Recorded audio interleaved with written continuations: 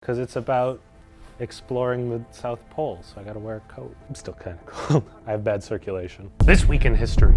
Antarctica, 1911. Roald Amundsen and his crew become the first men to set foot on the South Pole. They make a small tent with the Norwegian flag on it, and they call it Polheim.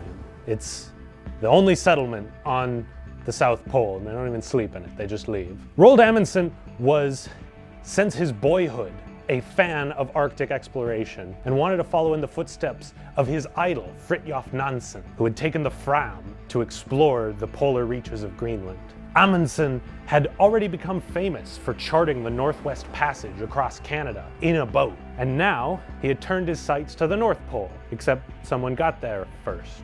So he went to the South Pole instead. He took his ship, the Fram, which he borrowed from his childhood idol Nansen, and headed down, surprising everyone, including his crew, who didn't know they were going to the South Pole. He wrote a hastily written telegram to, of all things, English explorer Robert Falcon Scott, who had just set out on an expedition to the South Pole, and reminded him, "I'm coming too, and this is now a race." So the two explorers both set out near the same time from the coast of Antarctica. However, Amundsen had several advantages on his side. For one, they actually studied the Inuits and wore their fur and sealskin coats, unlike the English, who wore wool, which was really heavy and uncomfortable. Secondly, he believed that dogs were the solution, sled dogs. He brought 100 Greenland sled dogs. The English brought ponies to Antarctica, which didn't work out so well.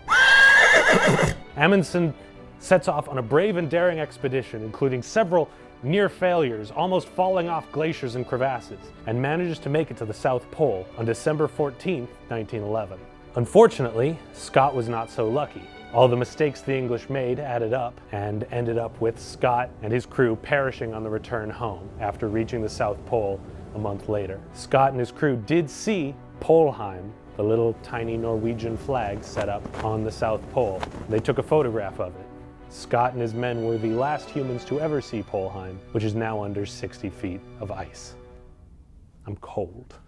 I think it was only recently that someone made it without the assistance of dogs. Dogs reach the South Pole first is the good message.